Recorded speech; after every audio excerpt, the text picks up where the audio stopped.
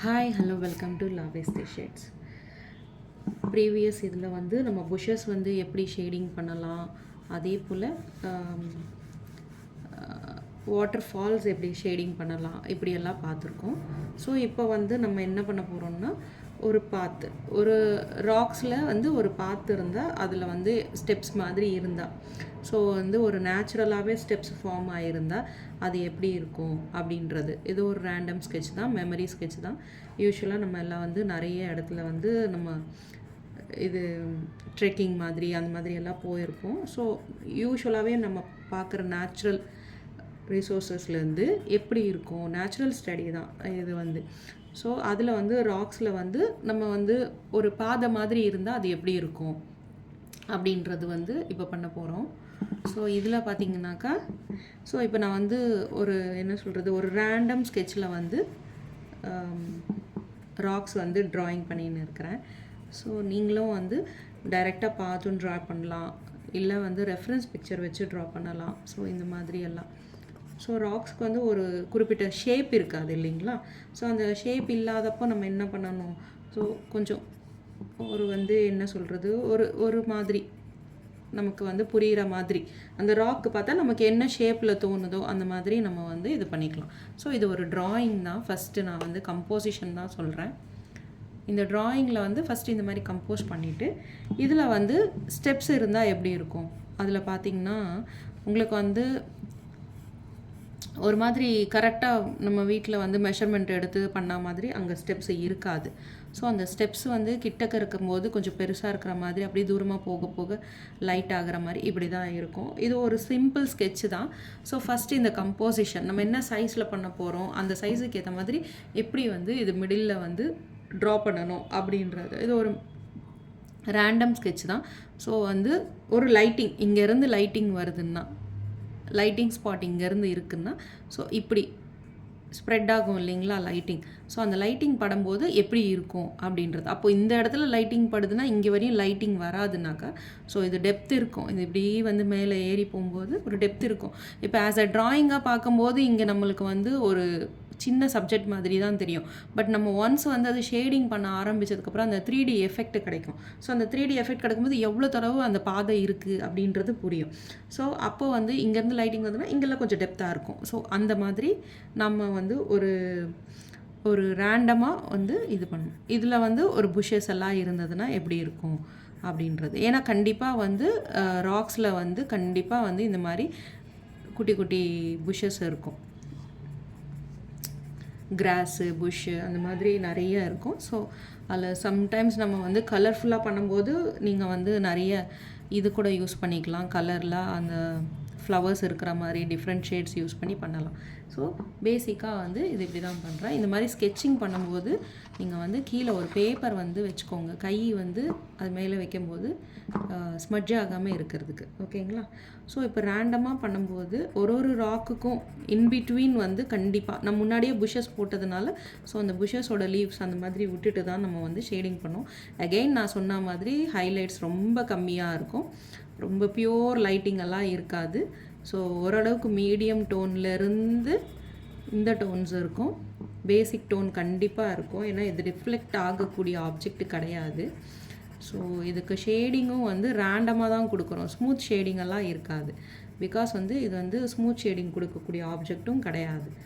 So அதனால் so இப்படி தான் ஷேடிங் கொடுத்துட்டு வரும். ஸோ அந்த ஆப்ஜெக்ட்டுக்கு ஏற்ற மாதிரி நீங்கள் கொஞ்சம் கொஞ்சமாக வந்து டெப்த்து, லைட்டிங் இந்த மாதிரி கொடுக்கலாம். ஸோ நம்ம ஒரு ரஃப் ஸ்கெட்ச் தான் போட்டிருக்கோம். ஸோ அதனால் நம்ம வந்து எக்ஸ்டெண்ட் கூட பண்ணிக்கலாம். ராக்ஸில் வந்து திருப்பி நீங்கள் வந்து பார்ட்டிஷியன் கொடுத்துக்கலாம், திருப்பி ஒரு குட்டி ராக் கூட க்ரியேட் பண்ணிக்கலாம். ஸோ ஒன்றுக்கு மேலே ஒன்று இருக்குன்றதுனால அப்படி தான் பண்ணுறது. ஸோ இதுக்கு வந்து டிஃப்ரெண்ட் பென்சில்ஸ் எல்லாம் தேவைப்படாது, ஸ்மட்ஜிங் டூல் எல்லாம் தேவைப்படாது. தாராளமாக ஒரே பென்சில் வச்சு, ஏன்னா இந்த ராக்ஸ் பொறுத்த வரையும் ஸ்மூத் ஷேடிங் எல்லாம் இருக்காது. ஸோ ராக்ஸ் எப்படி இருக்குன்னு உங்களுக்கு தெரியும் இல்லைங்களா?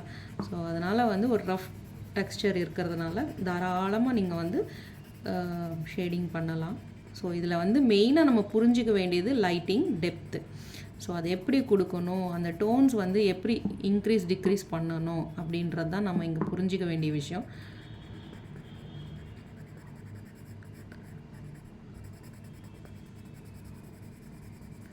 ஸோ நம்ம சீரீஸில் வந்து லாவிஸ் லேர்ன் வித் லாவி அப்படின்ற அந்த டியூட்டோரியல்ஸில் நம்ம என்ன பண்ணுறோன்னாக்கா, ஸோ பேசிக்காக வந்து லேண்ட்ஸ்கேப்பிங்கில் நம்ம என்னெல்லாம் ஆப்ஜெக்ட் இல்லை சப்ஜெக்ட் பார்க்குறோம், அது என்ன வியூஸில் எல்லாம் பார்க்குறோம், அதிலோட லைட்டிங் எப்படி இருக்கும், அதில் ஷேடிங் எப்படி பண்ணலாம், எல்லாமே ஈஸி ஷேடிங் தாங்க. ஸோ எல்லாமே ஆல்மோஸ்ட் மெமரி ட்ராயிங் தான். ஸோ மெமரைஸ்டு ட்ராயிங் தான். நிறைய இடத்துல நம்ம பார்க்கக்கூடிய விஷயத்த வந்து மெமரைஸ் பண்ணிட்டு தான் நம்ம ஒர்க் பண்ணுறோம். அதே மாதிரி ஒரு சப்ஜெக்ட் நீங்கள் பார்த்தாலும், ஒரு ஃபோட்டோ எடுத்தாலும் தாராளமாக நீங்கள் இப்படியே யூஸ் பண்ணலாம். ரொம்ப பிகினர்ஸாக இருந்தீங்கன்னா, ரொம்ப சுத்தமாக எனக்கு எந்த கலரில் எந்த இடத்துல என்ன டெப்த்து கொடுக்கணும் அது புரியவே இல்லை அப்படின்னு சொல்ல வரீங்கன்னா, அந்த இமேஜ் நீங்கள் கலர்ஃபுல்லாக இருக்கிற நீங்களே கிளிக் பண்ண இமேஜை வந்து நீங்கள் வந்து பிளாக் அண்ட் ஒயிட்டாக மாற்றிட்டு கூட யூஸ் பண்ணி பார்க்கலாம். ஸோ அப்போ வந்து ஓரளவுக்கு உங்களால் வந்து கலர்ஸ் வந்து கெஸ் பண்ண முடியும். ஷேடிங்ஸ் கெஸ் பண்ண முடியும். ஸோ அந்த ஷேடிங்ஸ் வந்து நீங்கள் யூஸ் பண்ணி பண்ணலாம். ஓகேங்களா?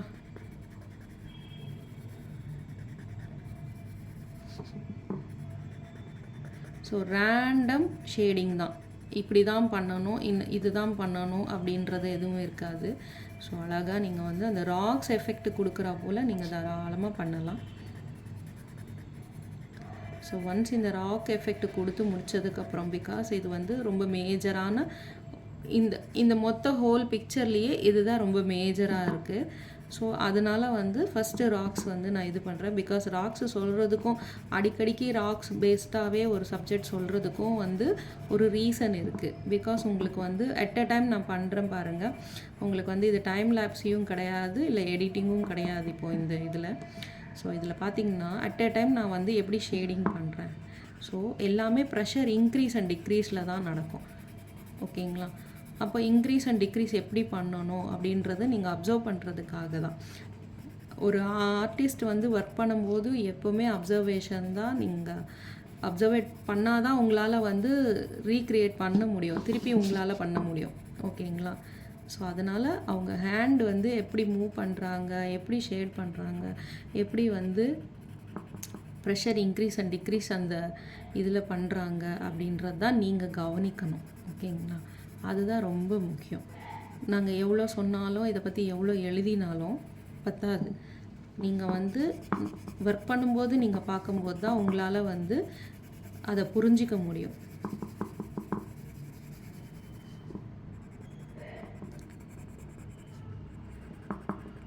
ஆப்வியஸ்லி ஒரு இடத்துல நிழலான ஒரு இடமா இருந்ததுன்னாக்கா கண்டிப்பாக வந்து அந்த இடத்துல அந்த ராக் வந்து பேசிக்காகவே வந்து ப்ரௌன் டார்க் கலர்ஸ் பேஸ் பண்ணி இருக்கிறதுனால அதில் கண்டிப்பாக ஒரு டெப்த்து இருக்கும். அந்த டெப்த்து தான் வந்து அது எந்த மாதிரி இருக்குது அப்படின்றது புரியும்.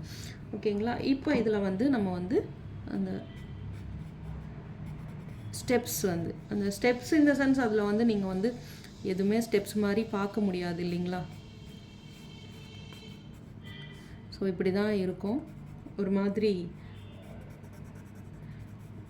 இப்படி தான் வந்து ஒரு ஷேப் இல்லாமல் ஒரு தானாக வந்து ஒரு ஸ்டெப்பு உருவான மாதிரி தான் இருக்கும். ஸோ அப்படி யாராவது வந்து அந்த இடத்துல வந்து இது பண்ணியிருந்தால் கூட அது வந்து கொஞ்சம் அலைன்மெண்ட்டே இருக்காது, அலைன்மெண்ட் இல்லாத மாதிரி தான் இருக்கும். ஸோ அப்போ அதுக்கேற்ற மாதிரி நம்ம வந்து ஒர்க் பண்ணணும். ஸோ நம்ம அப்போ பர்ஃபெக்டாக பண்ணக்கூடாது.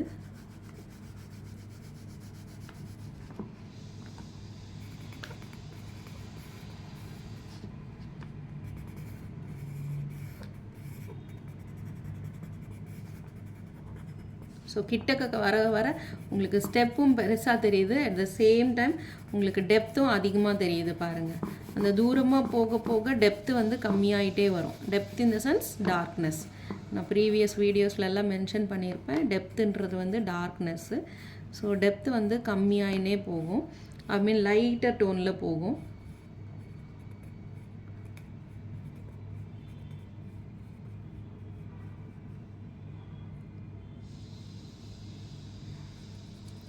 ஸோ இங்கெல்லாம் ராக் இல்லையா அப்படின்னு நீங்கள் கேட்டிங்கன்னா ராக் இருக்கும் அங்கேயும். பட் வந்து நம்ம கிட்டக்க இருக்கிறது தான் டீட்டெயிலாக கலர் டெப்த்து லைட்டிங் அந்த மாதிரி தெரியும். தூரமாக போக போக ராக்காக இருந்தாலும் அந்த இடத்துல வந்து நமக்கு வந்து லைட்டிங் பட்டுச்சுன்னா, ரொம்ப ஹை லைட்ஸ் இருந்ததுன்னா, பயங்கர லைட்டிங் இருந்ததுன்னாக்கா அது எதுவுமே நமக்கு வந்து இதுவாகவே தெரியாது, கிளியராகவே தெரியாது. ஈவன் ட்ரீஸாக இருந்தாலும் நிறைய நீங்கள் லேண்ட்ஸ்கேப்பிங் ஆர்ட்டில் பார்த்துருப்பீங்க. பேக்கில் ரொம்ப தூரத்தில் இருக்கிற ட்ரீஸ் எல்லாம் வந்து லைட்டர் டோனில் இருக்கும். அதே மாதிரி லைட் அந்த ஸ்கையில் கலந்து போகிற மாதிரி ஒரு ப்ளூவில் கொடுத்துருப்போம். ஸோ அது ஏன் கொடுக்குறோன்னாக்கா அது ரொம்ப தூரமாக இருக்குது அப்படின்றது, அதில் வந்து நமக்கு எந்த விதமான டீட்டெயிலும் தெரியலை அப்படின்றது வந்து சொல்கிறதுக்காக. நிஜமாகவே நமக்கு ஒரு டிஸ்டன்ஸில் இருக்கிற சப்ஜெக்ட் பார்க்கும்போது அதில் டீட்டெயிலும் தெரியாது.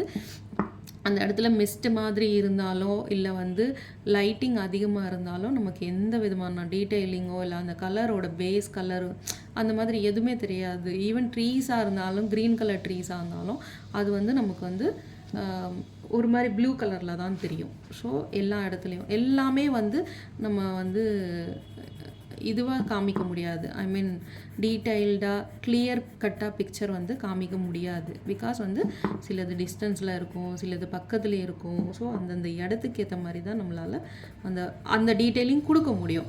ஸோ அதே மாதிரி ஒரு பிக்சர் பொறுத்தவரையும் நமக்கு அதில் என்ன டீட்டெயிலிங் வேணும், நம்ம என்ன ஒர்க் பண்ண போகிறோம், நமக்கு இதில் என்ன முக்கியமான இது அப்படின்றது பேஸ் பண்ணி தான் நீங்கள் வந்து வரையணும். ஸோ சிலது வந்து சில இடத்துல வந்து நமக்கு அது தேவையில்லாத மாதிரி தோணும். அது இடத்துல தாராளமாக நீங்கள் ஒமிட் பண்ணலாம். ஸோ ஒமிட் பண்ணால் அது வந்து ஒமிட் பண்ணக்கூடிய விஷயமா இருந்ததுன்னா தாராளமாக நீங்கள் வந்து அது விட்டுடலாம். இல்லை அந்த இடத்துல வந்து ஒரு மாதிரி அன்யூஷுவலாக தெரியும் அப்படின்னா கண்டிப்பாக அது வந்து நம்ம வந்து ஆட் பண்ணி தான் ஆகணும். ஸோ இங்கே வந்து திருப்பி ஹைலைட்ஸ் இருக்காது. அப்படி தூரமாக போக போக உங்களுக்கு வந்து ஹைலைட் தெரிய வரும்.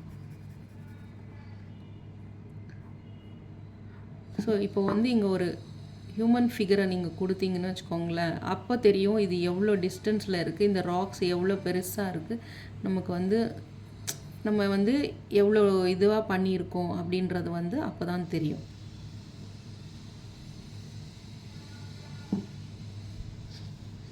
ஸோ நல்லா ஒர்க் பண்ணுங்கள், நல்லா ப்ராக்டிஸ் பண்ணுங்கள். Learn with Lavi. லைக் பண்ணுங்கள், சப்ஸ்கிரைப் பண்ணுங்கள், கமெண்ட் பண்ணுங்கள். தேங்க்யூ.